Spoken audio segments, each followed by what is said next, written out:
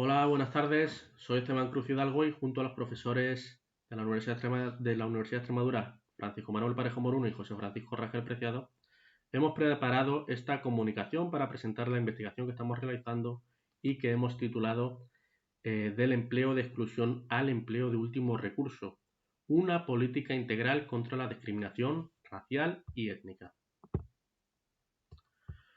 Esta investigación parte de la necesidad de establecer una organización social del trabajo más inclusiva y equitativa que empodere a grupos vulnerables que sufren una situación de desempleo muy elevada por diversas razones.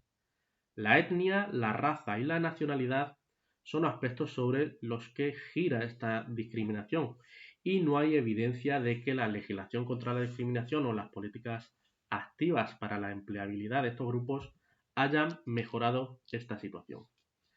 Así, tras mostrar cómo se ha abordado en la literatura esta problemática y mostrar en perspectiva histórica la vulnerabilidad y discriminación existente en los grupos de población identificados, vamos a presentar fijándonos en un punto menos conocido como es la lucha por el pleno empleo de un evento histórico del movimiento de los derechos civiles, una política de empleo que empodere a estos grupos acabando con este acceso discriminatorio al empleo que sufren de manera efectiva y en las condiciones que lo sufren, claro está.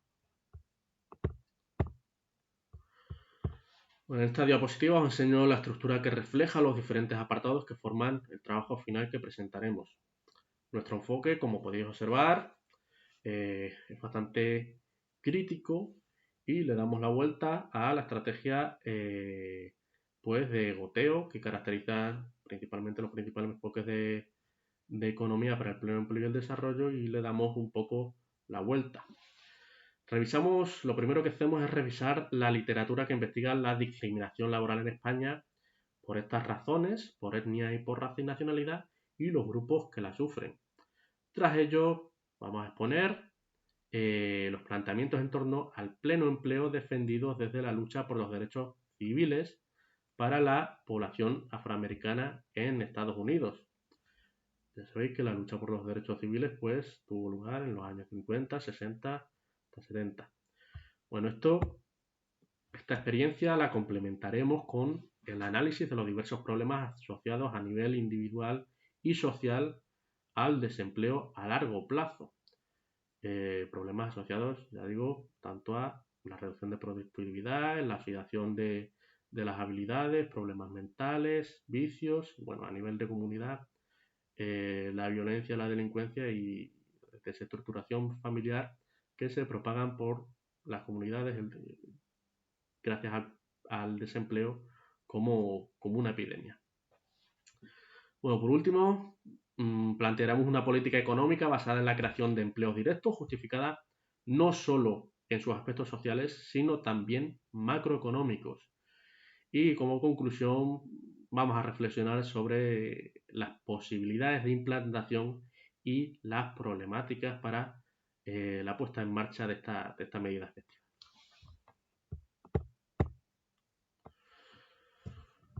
Bueno, en esta diapositiva reflejamos los grupos de población discriminados que aparecen en la literatura. Claro está, dentro de cada uno de estos grupos hay una heterogeneidad importante y existen una serie de condicionantes que empujan a reducir e intensificar esa discriminación dentro de estos grupos. Por el lado que mitigan o suavizan esa discriminación, tenemos el idioma o el nacer en España, es decir, el ser hijo de inmigrantes, y por el otro tenemos los aspectos problemáticos que dan lugar pues, a una serie de estereotipos que agudizan esta discriminación, la religión, como es el caso de los musulmanes, el género, ser mujer e inmigrante es muy complicado, la discriminación laboral es ciertamente bastante mayor, o la nacionalidad, algo que se percibe sobre todo con los trabajadores latinoamericanos.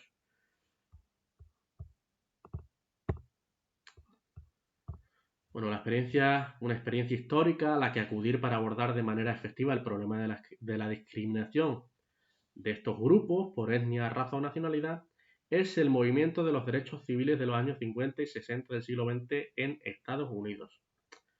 Pese a todo, debe decirse que la segregación racial sigue siendo intensa y que el mercado laboral es una de las áreas donde más se delinea la disparidad racial. Uno de los puntos clave de esta lucha fue la defensa del pleno empleo. Prácticamente todos los líderes del movimiento apoyaron que el gobierno federal actuase como empleador de último recurso para acabar con el problema del desempleo en la población afroamericana y, por lo tanto, directamente incidir sobre su vulnerabilidad económica y social.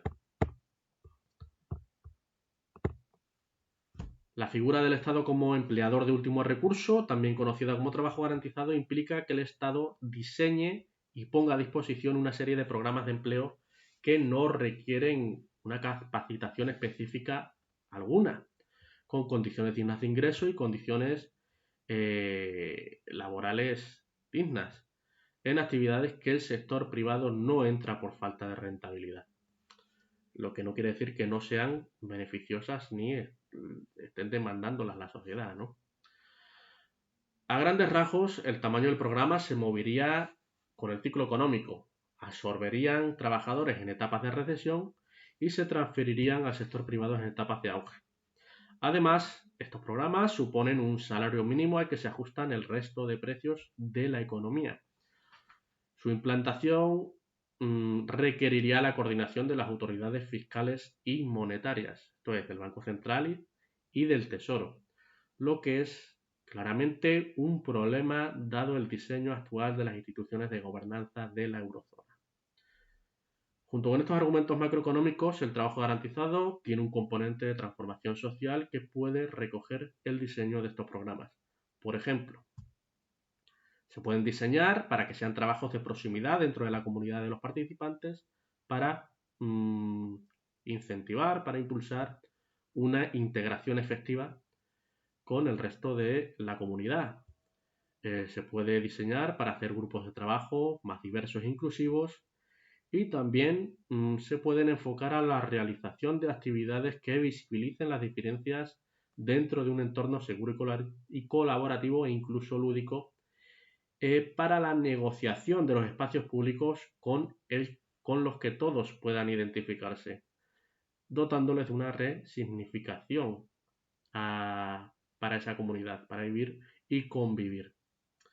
Y bueno, esto es sobre lo que hablaremos, esto es lo que planteamos en el trabajo, espero haberlo presentado de forma clara y bueno, profundizaremos en ello evidentemente más en la versión final de este trabajo y simplemente ya esperamos vuestros comentarios que seguro nos van a ayudar a enriquecer nuestra versión final. Saludos y gracias.